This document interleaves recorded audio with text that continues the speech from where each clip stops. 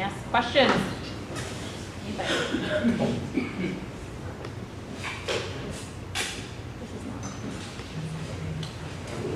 Go ahead. And you're gonna this is not working, so please speak loudly. And if you guys, for the panelists, since the microphone's not working, if you can repeat the question for the folks on the phone, that'd be great. What if it's a long question?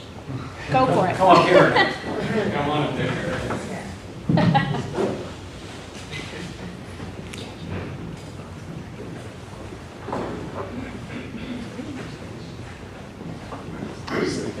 Repetition. So my question is, there's no doubt that the 2010 Deepwater Horizon incident spawned lots of learnings and lots of new development and research, all of which is helping the overall level of response capable built-in industry. But that incident was a 0.0001% type incident, and it's not the normal thing that we're dealing with. And in this region, we've had many incidents. So my question is, can you think of ways that the learnings or developments post or from the 2010 Deepwater Horizon incident, how any learnings that have specifically addressed or benefit the other 99.99% of responses that we deal with more regularly? So not just thinking about the huge ones, but how any of those learnings may have benefited the more numerous responses. It goes to anybody. Follow. That's a great question, and I think it's one that we at CleanGulf analyzed very carefully, is that we did recognize that the Macondo type incident is really an outlier event compared to the overwhelming majority of spills which occur. So the type of equipment that we got is tailored to that layered approach environment. Yes, we have big pieces of equipment to be able to mobilize for our worst case discharge, but in the end, most spills are small and you need the resources that you can get in there, such as a 95, such as a 60 footer, such as a 56 footer. If we went strictly by Macondo, we would have only big, huge assets, which become, it's like fighting last year's Cold War. So we chose another path internally, and we think that's a more practical approach for it. Yeah, and this is Gary from HESI. So on the regulatory side, there were refinements made under the umbrella regulations, say small refinements, but there was also, and this of course relates to the magnitude, a large magnitude incident. There was the well control rule. But then also there was the safety system requirements, those regulations. So I think without, other than the well control rule, without any major reg rewrites in 30 CFR 250, which oversees those daily operations on the prevention, because you're talking about prevention, there were heightened emphasis placed on oversight. So for instance, well, a good example would be those offshore activities are labor intensive. So since 2010, just our division used to be staffed by 2 people at all. And as I mentioned earlier, there's 10 of us now, just on the preparedness side, planning preparedness side. On the prevention side, there's 5 districts. Each of those districts hired, I hesitate to say dozens, but the sum total of new hires in the districts was in dozens of people to oversee the regulatory compliance in the way of the inspections and the review and approval of permits and other types of applications for activities offshore. So, and then the lessons learned from that kind of an incident, are applied then to execution of your responsibilities under your normal things. Like I mentioned with regards to our plans, where the plans were evolving over time anyway, there were significant lessons learned post-Macondo that resulted in many notice to lessees. And so similar things came out from the 30 CFR 250 in the Outer Continental Shelf Lands Act in the way of NTLs to the regulated community on tweaking their operations, adjustments that can be made. And I think on the industry side too, there were efforts placed on taking advantage of the lessons learned from that incident. And even though that was somewhat focused on that large blowout, those still help with the other incidents that occur. And there have been, there's been a couple where there's been some oil discharged when there was loss of control since then. And I think it was evident in those particular responses that those lessons learned helped in some ways prevent them as well as in the response itself. Let me just add a couple of things from the Coast Guard perspective. This is Mike Sams from the 8th Coast Guard District. And although we didn't have new regulations that came out after Macondo, Deepwater Horizon, MC 252, all of those are the same incident, by the way. They aren't three. They just go by different names. We had a little bit of personnel growth within the Coast Guard. A highlight would be the full-time incident management assistance team for the Coast Guard that would be there and has responded to numerous emergencies throughout the country. So that was a significant plus up on the Coast Guard side. Of course, I did mention during my presentation that each Coast Guard district got a incident management and preparedness advisor. That is the position that I fill within the 8th district. The primary capability there, or duty, is to serve as the regional response team co-chair with EPA. So those are key for there. But overall, go back to the basics, relationships. I think relationships were reinvigorated, a better understanding and desire to improve those relationships, working together. I know at the federal level, pre-Macondo, Deepwater Horizon, then Minerals Management Service did not, or I'll phrase it a different way.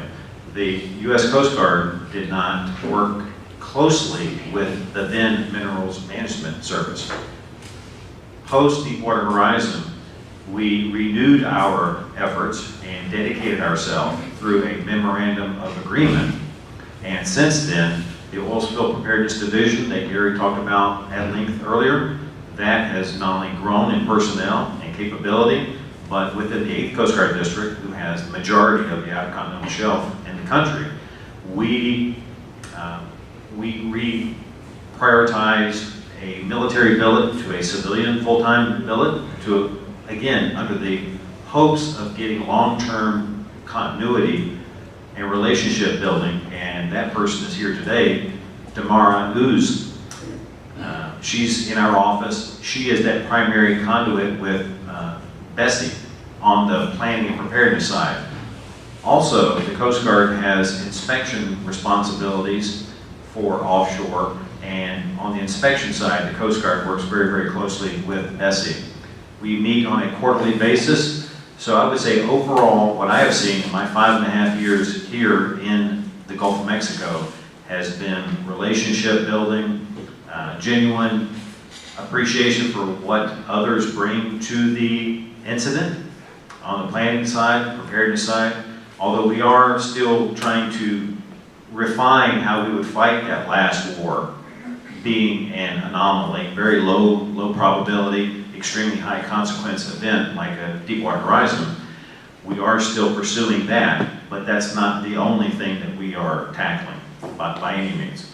So relationships have improved, and that benefits all of us for any incident that might happen. Another question? Oh, I'm sorry, go ahead. I was just going to answer the question from an industry standpoint. You know, from 2010, seen from the differences on there, definitely the standards have changed on it. A lot of it was not just regulatory driven, but also I say an industry recognized among themselves rather than the multiple operators out there. I think there's a better focus of understanding the risks a little bit better, understand what really an uncontrolled blowout is. Again, I'll reference back to 2002 when we did a spill national significant exercise. We focused solely on the spill part of it, which we've been good. We've got CG and MSRC and other OSROs out there been looking at that, really understanding that managing those risks and having the resources available on there. What while to that. You've got consortiums with MWCC and Helix out there where you've got now the equipment, understand the equipment and the readiness available on there. So I think that helps on there. I think having better collaboration among the operators, particularly on the drilling side, sharing information among themselves relative to those risks, I think have improved. There's also been, improvement, granted it's regulatory driven, but the SENS program, the safety program has definitely shown success with a number of instances that have decreased out there. And it's really increased our level of safety on there. And I think the last part was, again, was regulatory driven, but it's subchapter O of having well-controlled training with folks that, whether it's on the rig, whether it's the tool pusher, the driller, or the OIM, as well as the people in the office. Again, you're still going to consult with your well control experts on there, whether it's for wild well, boots and coots, or cud, but you're also going to have folks that early on, where if you're able to manage those, that kick in the well, and again, kicks happen in the well, we're able to manage it, circulate it out, but before it reaches to a point where it's uncontrolled, and you're able to manage it, keep it at a lower level. So it's probably, in my opinion, a lot of, the combination of those with the training, the awareness, look at the risk between government and industry and recognize those risks and having a better model on there. I think the combination of those have been shown success up to this point. Thank you. Any other questions? Charlie? Yeah, I'll ask this. I don't know what order we're in, but.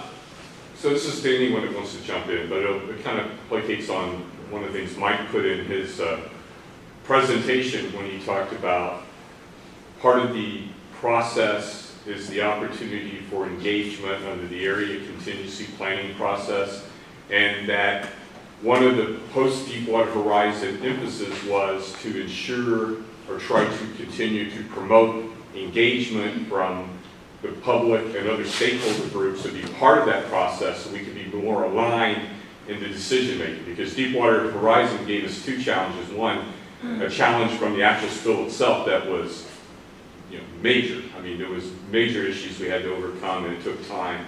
But also there was that gap in understanding of realities of oil spills, the threats from oil spills, such as in my case with NOAA, with the fisheries and the threat to offshore fisheries and dealing with those. And we don't want to relearn or have to re-deal with those lessons afterwards. My opinion is groups like this with Sea Grant and others have done a really good job at helping bridge those, but we got that loss of attention. It seems like it's only been now 7 years, but it seems like exponentially we're losing that connection with those groups. There's things, do you see it that way? Are we worried with those gaps? It's no different than with hurricanes. Over time, without things happening, you lose that. But if you respond to those issues. This is Gary Bessie. I would say yes. But actually, just passing the mic to Mike. So I'll just briefly summarize Charlie's question. How do we maintain forward momentum and engagement with non-traditional stakeholders at the area committee planning level? That's a great question. Yeah, that's what I want you to hit, so you're right on. And it is a great question. It's an ongoing struggle since the very beginning, maybe not the very beginning. I think after the passage of OPA 90, when we first came out with that initial area committee construct and developing the initial area contingency plan, which basically took existing local contingency plans, as they were called back in the day, and made it into an area committee process. There was interest there, but face it, we are all busy in our primary jobs. There are near constant constraints with resources, both personnel, availability, budgetary issues, and just maintaining. We know that there's a lot more interest out there in potentially what we're doing and definitely how we would be responding to mitigate a large pollution incident once it's happening. Our task and the ongoing challenge is how do we get those people or a sampling of those groups in to participate, join us at the table at area committee planning level. And I don't have a good answer. since I've been here for 5 years, it has, I would say it has gone down from where I sit, but it is a constant struggle to reach the audience and get people to commit to attend. It's almost like, we know you're doing something, we trust you, but we reserve the right to throw stones if and when something happens, and we don't understand or agree with how you are responding. And we want to bridge that gap between science and other disciplines and get it into the planning process. So we can put that in our area contingency plan so that we don't have to have those very difficult conversations and debates during an actual response about should we not. We've done that in advance. So I encourage each unit, their area committee rep, to recycle that invite, and we're talking about elected officials, scientific community, other non-governmental organizations, but spread the word, re-engage, and tell them why it's important, what they will get out of it if they choose to participate. One thing I will mention, that sometimes it's more beneficial, if you will, to engage at the regional level. Because face it, if you remember one of my slides there, it had 6 coastal captain of the ports, and each of those captain of the ports are defined as an area committee, and each one of those has a coastal area contingency plan.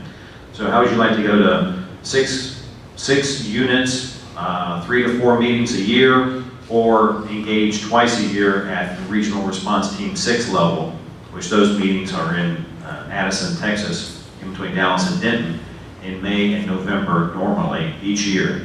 That way we can bridge the gap and hopefully provide some input into those respective coastal area committees. That's another option for you and others to consider. And I would want to highlight that and add additional emphasis in that we, by regulation and by practice and interest and policy, depend on and expect our oil spill response plans that are created under our regulations to be consistent with the area contingency plans. So it puts additional emphasis on the area contingency plans themselves as well as the area contingency plan process. And so there are RRT meetings, and there was a regional plan, and as Mike pointed out, in this geographic area there's 6 area committees. I would encourage people to go to all of them and the RRT meetings, because that planning process takes place at both levels. Of course, the rubber meets the road more closely in the area contingency planning process, but our oil spill response plans must be consistent with the area contingency plans, or they will not be found in compliance or approved. So that is where I think people really need to engage. One thing to remember is, there was an incident in 1989, and then subsequently Open 90. Well, there was no Open 2011. So a lot of things happened, and Open 90 was maybe the catalyst for that 20 years ago, 20-some years ago. A lot of things happened post-2010, and the level of engagement and the level of activity is actually in some ways commendable, given that there was no catalyst in 2011, like there was in 1990. So, and over the past five and a half years, I like Mike, stepped back into this world 5.5 years ago. It has tapered off a little bit, but not as much as you might expect without that catalyst that Open 90s served to stimulate activity, many years ago. So. We have time for one more question. Yeah, maybe really quick, but first of all, thank y'all, very relevant and helpful information for us. Back to the Coast Guard boundaries, I've heard before 200 miles offshore, but with just like the Maxis exercise, the 236 miles to that facility for the exercise, how does that border extend whenever we have further and further facilities? Or is it just with the joint relationship with the other country or foreign waters? How does that work? Well, the U.S. exclusive economic zone, I'll try to avoid acronyms and initialisms, is 200 nautical miles. But that doesn't mean that a facility, depending on which point of land you're referring to, it could be much farther than 200 nautical miles. And I don't want to get too technical, but it's important, particularly in Louisiana, to remember that all that is relative to the shoreline. And that shoreline is established by the Submerged Lands Act. And in some places that EEZ boundary could appear to be more than 200 nautical miles. And the reason I highlighted Louisiana is that because Louisiana SLA baseline is not the same as Louisiana's actual shoreline, and anybody from this area knows why. So remember that, and then there's transboundary issues, and that's where the relationship with Mexico comes into play. And Chris could speak to this more from home, is how far offshore our actual leasing activity takes place and where some of those approved facilities could end up.